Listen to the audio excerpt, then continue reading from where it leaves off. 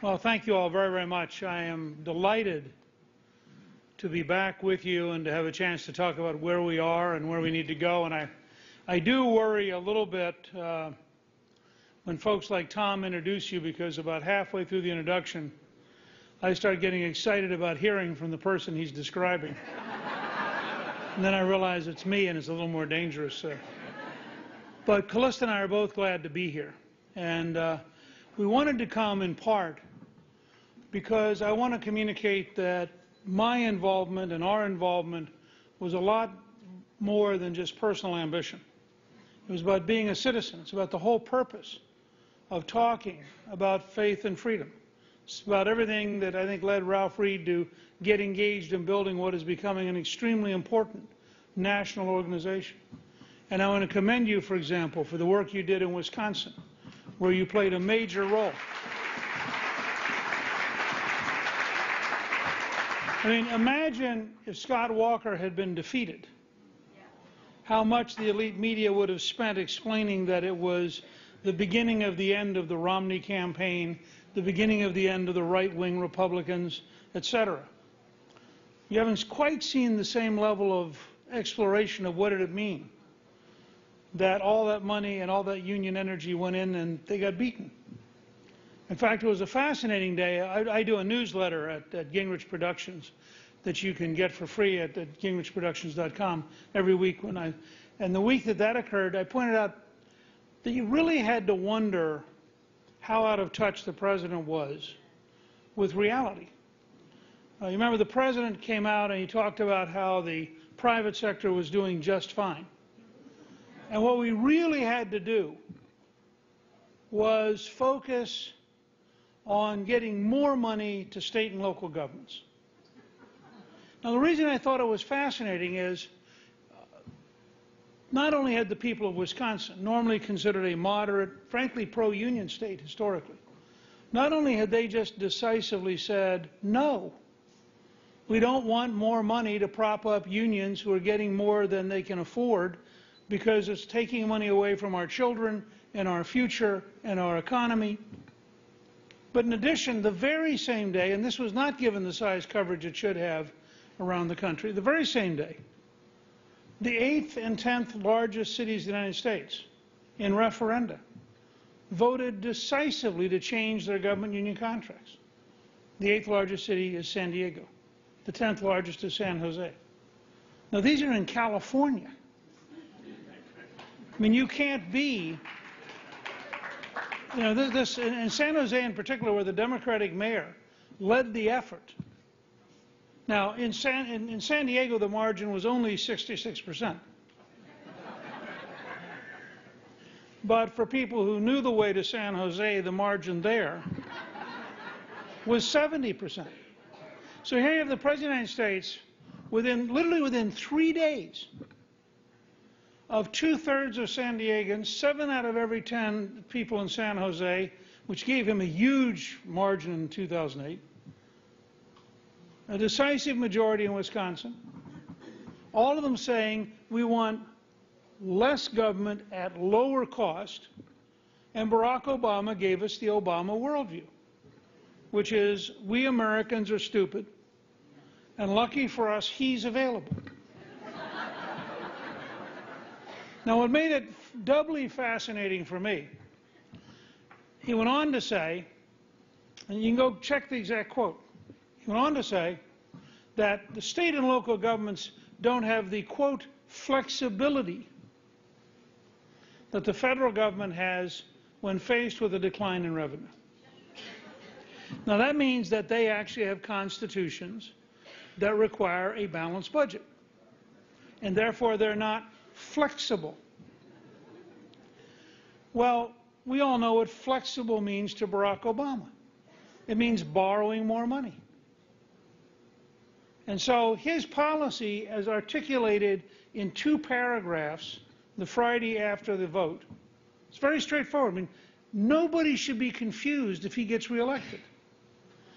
He is for a smaller private sector, a bigger government sector, paying off the government unions whatever it takes, and borrowing the money from our children and grandchildren to do it. Now, that is Obama's vision of a successful economy. And he doesn't, just as with Obamacare, he didn't care that they lost Teddy Kennedy's seat in Massachusetts in a special election in which health care was the issue. I mean, have you ever thought of getting sent a signal? You know, there's an old story about the man who was down along the bayou.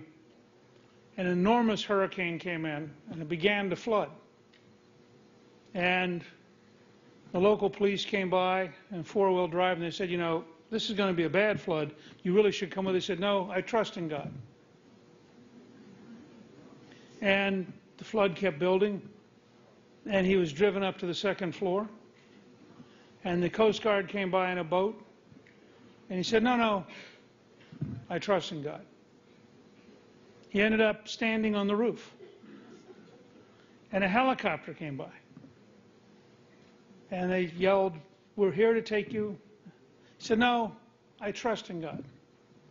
Finally, he was standing on the chimney. The water was up to his neck.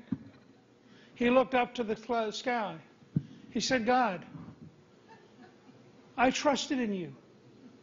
And this voice said, I sent you a car, a boat, a helicopter.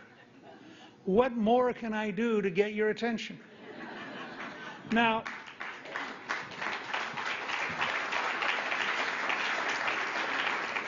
I thought of that story because I thought that when the people of Massachusetts took Teddy Kennedy's seat to elect Scott Brown in a race in which Obamacare was the issue, that any reasonably rational person would have said, oh, I'll bet there's a signal.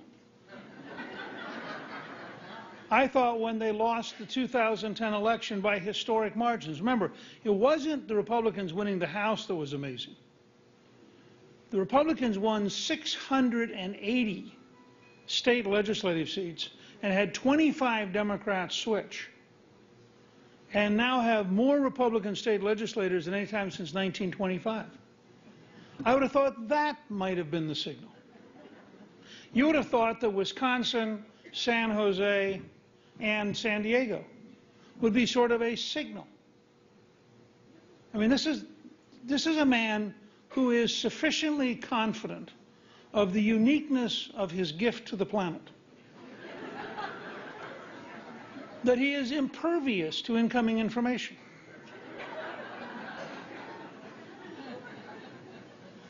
You know, he campaigned in 2008 on the slogan, yes, we can. He's running this fall on the slogan, why we couldn't.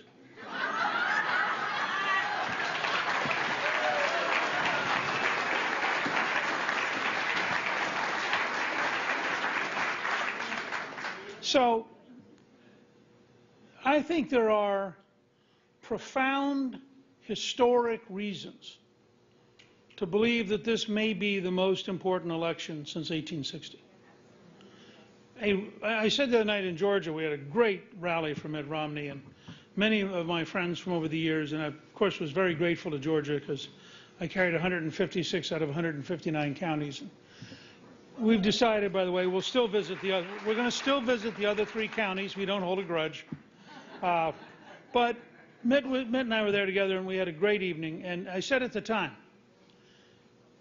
people ask me the difference between Romney and Obama in terms of the future. I said, if you think of the nightmare of an Obama second term, Romney's first term would be a dream by comparison. And I really mean this. Just take the question of federal judges. The gap between a Mitt Romney choice, resembling, I think, somebody like the current Chief Justice, or Scalia, or Thomas, and an Obama choice, is the difference between somebody who believes in the American Constitution, and as one left-wing justice said recently, somebody who believes the Constitution is obsolete and that South Africa actually has a much better model. And you talk about being out of touch with reality. Do you know how far you have to go to believe that the American Constitution is inferior to the South African Constitution? But that was a direct quote from a Supreme Court justice. So I start with the idea this is a big deal. But it's a big deal at more than just the presidency. One of the lessons of the last few years is if you don't have the House and you don't have the Senate under our Constitution, it is very, very hard to get things done. So I think it's extraordinarily important, those of you who live in states that have Senate races this year, or those of you who have friends in states that have Senate races this year, those Senate races are very, very important. We also have to keep control of the House. If we could win the presidency, the House, and the Senate in a campaign based on principles, so the country understood the day after the election, this is what happened. Callista's from Wisconsin originally, and she and I were at the first major fundraiser for Scott Walker in 2009. I came back and campaigned with him about a week before the election in 2010. Scott Walker was very direct. He'd been the county executive of Milwaukee County, which is the biggest local government in the state. He'd been very direct with the people of Wisconsin. He said, we live at a time when the government employee unions have become the haves and the taxpayers have become the have-nots, and it's not sustainable. Now, the people of Wisconsin at the end of that campaign elected Walker governor and increased the Republican majority in the House and Senate. So they had sent a principled message exactly the way a free society is supposed to work. That's the election we need this fall, and that's why what you're doing is so important. You have two key words in the title of your organization: faith and freedom. We're up against a president who is trying to destroy faith by imposing secular government and arguing that secular bureaucrats have greater moral authority than religious leaders. And we're up against a president who believes that a European model of centralized bureaucratic government is better than the American model of freedom. So on both those counts, every member of your organization should reach out to everybody you go to church with, everybody you know locally, all of your family members, and for the next few months you should hammer away day after day. This is the most important election of our lifetime, and for the future of America, if freedom is to survive, we must defeat Barack Obama.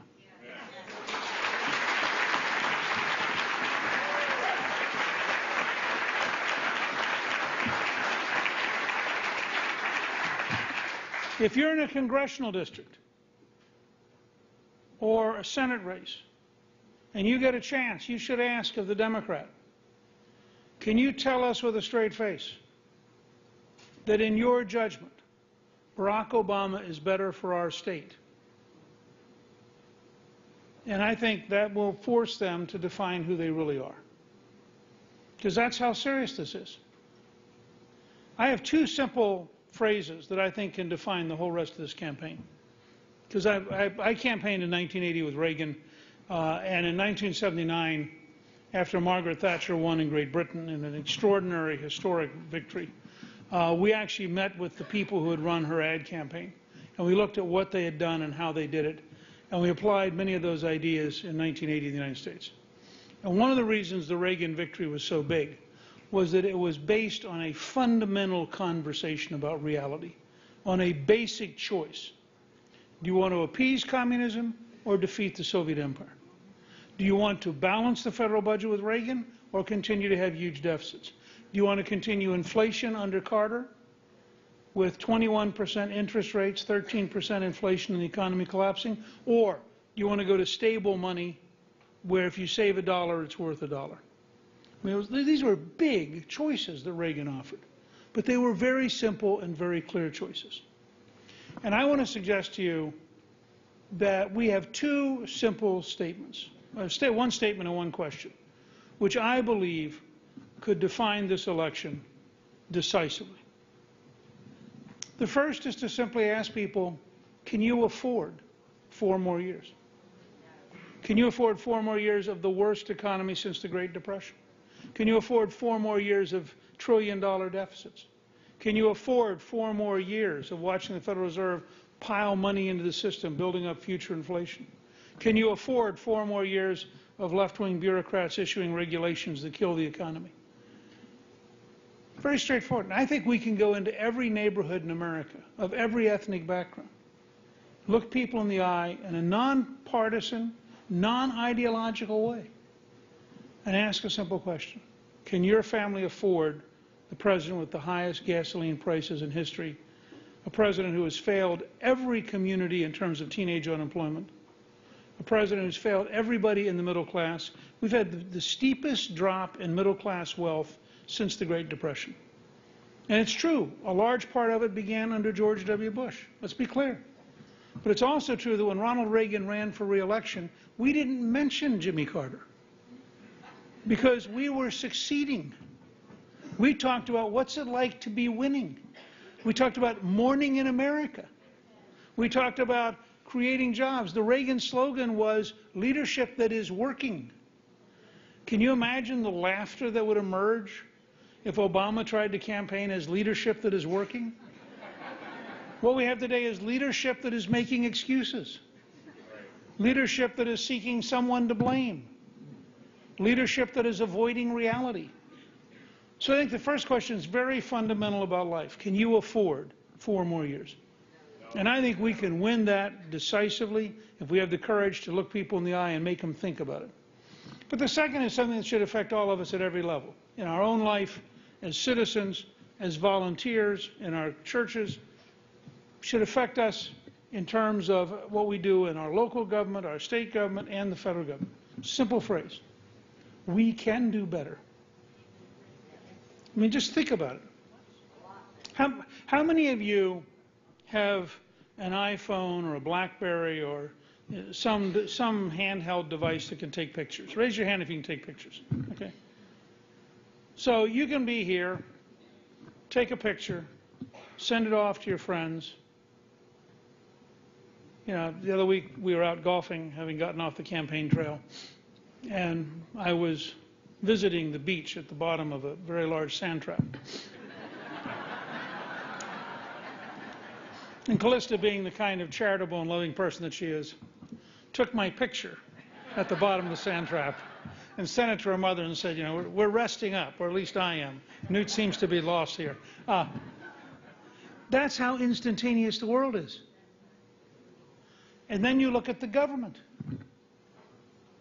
Why can't we have, give you one example.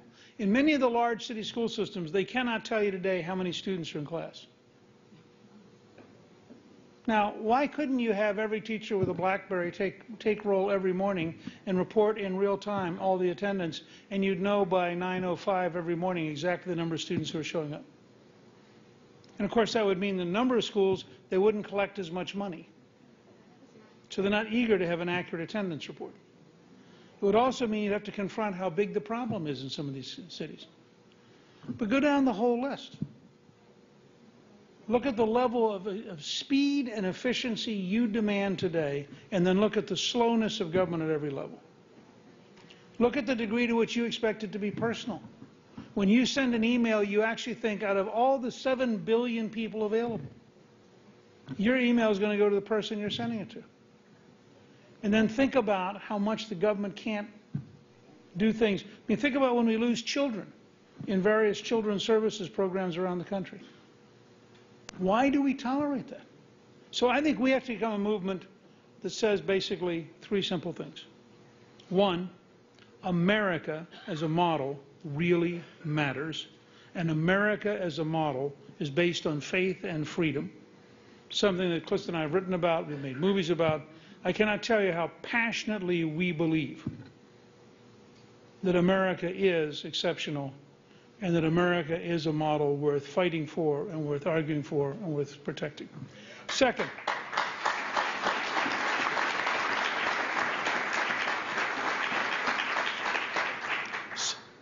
I think we have to be a movement that says we're going to take advantage of every innovation, every science and technology breakthrough, every entrepreneurship, because we can do better at achieving the American goal of making sure that every American is endowed by their Creator with the right to pursue happiness. And we can do so much better than the welfare state bureaucrats and so much better than the centralized government. And we want to reliberate America to go out and be the effective country it can be, in which every American has a right to dream big dreams, to work hard, and to create those dreams.